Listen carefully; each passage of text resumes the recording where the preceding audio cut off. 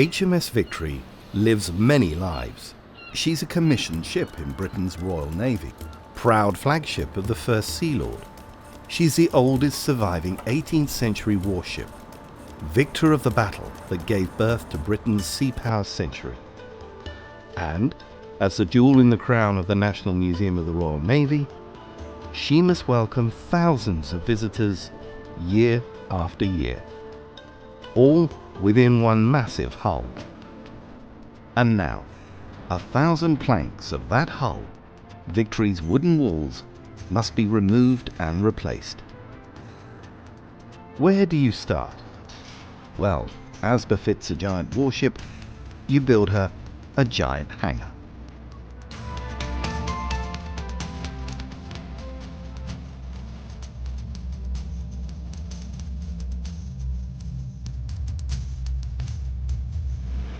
It's a very complex structure we're dealing with here that needs to do quite a lot of things. The first thing I'd say is we need to get the weather off the ship to allow us to dry it out, because rainwater is the enemy here. So that's what the roof is about, and in effect that's what the walls are about, supporting the roof and giving us that contained environment. Because of the design and the amount of time that's gone into it before we get onto site, it's made life a lot easier. So I have drawings for everything we build.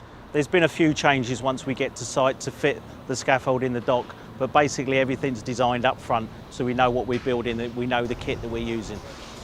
We want to get members of the public onto that scaffold structure where the work is happening, so you can see Victory peeled back. Nobody's had a view of Victory like this in 200 plus years, opening her up on this scale, and you can see what a first-rate line of battleship looks like when you've taken the skin off, and how complex it is caring for an object like Victory. You know, she's inherently biodegradable. She's made of wood. Wood will rot. The finishing touch, as work on the hull begins, visitor viewing galleries, the length of Victory's starboard side, within what feels like touching distance of the shipwright's work on the hull. All will be revealed as the hull planking comes away, ready for inspection and replacement. Accessed for visitors via the Victory Live Centre, complete with information displays, audio-visual presentations and welcoming staff.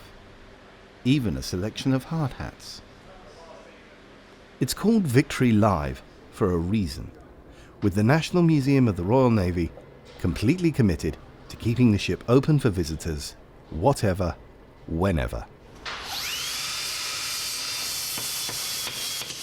And now, a moment of truth. The first of the planking is removed from Victory's starboard side, the side that takes the worst of the wind and rain, sweeping across the Solent, and the sun beating down through centuries of summer skies. What is this iconic, battle-hardened ship to say to those working for her future? One thing right away: I've got a lot of rot in me, and it all needs to come out to give me my next century. I may be 250 plus years old, but I've got a lot to tell you. What we're looking at was placed into Victory in the mid-1990s. Rainwater's penetrated it because they tried to find a new way to make an outer hull. Once rainwater's in there and the sun beats down on it, it warms up, we get a lot of rot, and the planking is effectively rotting from inside out. So today was our first opportunity to get that first plank off and have a look and understand what's going on. All of the outer planking at the moment, we're looking at the midship section. That will all come off. We'll leave it for a period of drying, continue to monitor moisture content. When it gets down to a level we're happy with, we can start to put the new planks on the outside, which we will be doing in oak, which is how the ship was constructed originally. Not original, but very present now, is HMS Victory's very own mini beast zoo, with her rotting wood just the ticket for fungi and insects, including a humble creature familiar to any gardener. Keenly interesting to bioscientist Dr. Victor Jeffries. What I'm looking for in particular is evidence of fungal decay. So I'm interested in the fungi that are present in the timbers on the ship and what species they are and how they're decaying the wood. So I'm looking for things like the state of the wood itself, but in particular also things like these white patches of mycelia that you can see, which are the fungi growing through the wood. And in addition to that, any sort of insect life that might be present. So far we found millipedes and woodlice and spiders, but spiders might be on the surface, and some sort of very small beetles that might eat either fungi or decaying wood or the larvae of other insects that eat decaying wood. So there's a whole sort of raft of different insects and fungal species that could be present, and we're looking at any of those that we find. Where there are mini beasts and wood rot, there's moisture to be checked and rechecked as the ship's layers are peeled back. The laminate layer that was against the wood was holding water, and was the teak and the Iroko right against the wood. They were holding water, so they have made the frame surfaces wet, but inside the frames are probably a lot less. That's welcome news for the Victory project team and the shipwrights working to remake her by removing the outer planking strakes. But only time will reveal the extent of what they have to tackle. And despite a full suite of modern electrical tools, what these 21st century shipwrights also have to use would be instantly recognizable to their 18th century forebears: chisel and crowbar, hammer and muscle. So it's removing this plank here. So if we cut out this section, this small square section, we can get bigger crowbars and stuff in, and then pull the rest of the plank out down the legs. So it's just about getting the starting point, so then chase it down.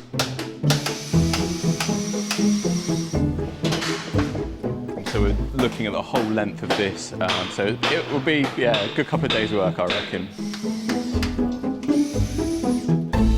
Thus far, it's gone well. The ship, importantly, is responding as we would anticipate her to respond, in fact slightly better in some instances, and we've not seen any real horrors, though I'm sure that's going to change. It's Victory, she always throws a curveball at us.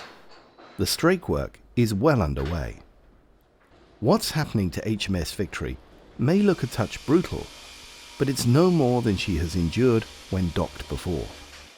With her new support system offering continuous monitoring as the strakes come off, she's starting to yield up her secrets. If we cut close to it, we could break it out. Some of the frames are in incredibly good condition, actually, as if they've come straight out of the mill. Others are a little bit more degraded in distinct areas, which demonstrates that we've had some water ingress higher up the side of the ship that's tracked down. So we do have some concerns, but we also have some positive indications. Starboard side complete, the deplanking work starts all over again on the port side. Decorative mouldings along the ship's side must be removed with meticulous care so they can be put back again where they belong. A detailed map of the timbers assists the shipwrights, but what it won't tell them is exactly where the securing screws may be found, covered as they are with perfect plugging and years of paintwork. Some areas the wood is like it's brand new and they've been put on very well, and some parts fall off pretty easily, so it's a bit, you have to learn by doing it, really. As work on the planking goes on, Victory is revealing more of her secrets, and it's better news here on the port side of the ship. As more and more of her frames are revealed, the wood is in much better condition, sheltered away from the weathers endured by the starboard side. Unlike the blank, utilitarian approach of modern warship designers, focused on keeping radar signatures to a minimum, those who created the fighting ships of the 18th century were not averse to grandeur and decoration, a statement of the power and wealth of nation and navy. Victory is no exception. Now the shipwrights face another challenge: safely removing the decorative canopy over the entry port, through which many an officer will have boarded the ship, to the invigorating tones of the boatswain's call. It's a mirror image of its starboard side shipmate, already removed. Once again, with power drill, wedge and mallet, there's no room for error. It is the the grand way of coming on board on the ship. Even when we had the gangways in without the scaffolding around, that really showed it off.